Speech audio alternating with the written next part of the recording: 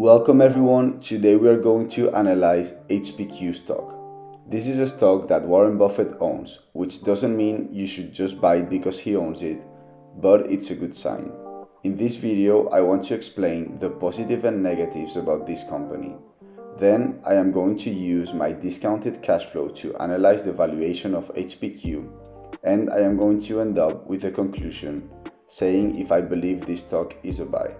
The first positive is that this company is trading very cheap in terms of PE.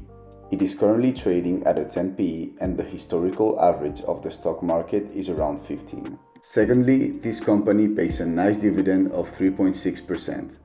They can afford to pay this dividend because they have a lot of free cash flow and this dividend is going to increase over time. Thirdly, this company is buying back a ton of shares.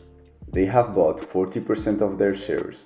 I like it when companies buy back shares, but only if they buy back cheap shares, because they are allocating their dollars into the investment world.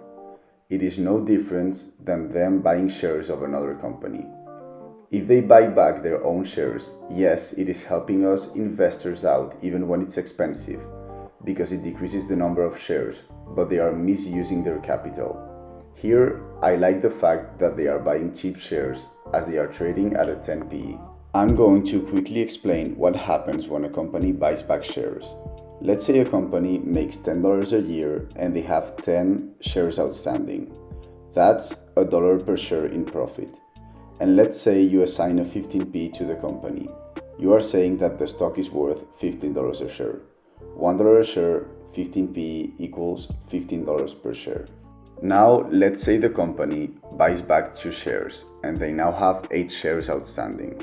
Now, instead of $1 a share, in profit is $1.25. Assign that same 15p and you have $18.75 a share.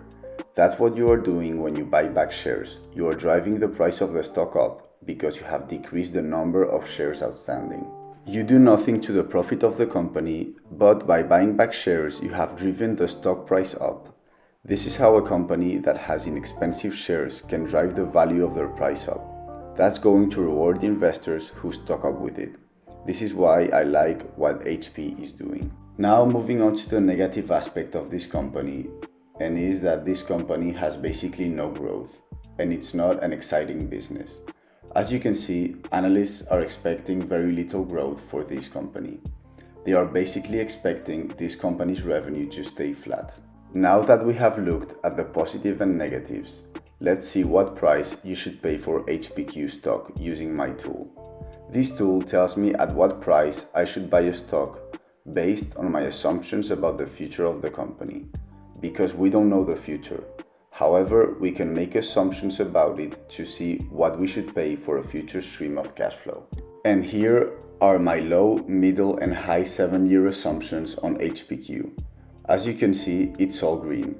The stock is currently trading at $27 a share, and according to my low assumptions, the buy point is 28 to 34, middle 38 to 44, and high 50 to 57. Even on my low assumptions, in which I have HPQ's revenue decreasing 2% every year, this stock is a buy. In conclusion, I believe this stock is a good buy as you can make a good return on your money with the dividends, the share buybacks, and the cheap valuation of this company. I hope you enjoyed the analysis and I'll see you on the next one.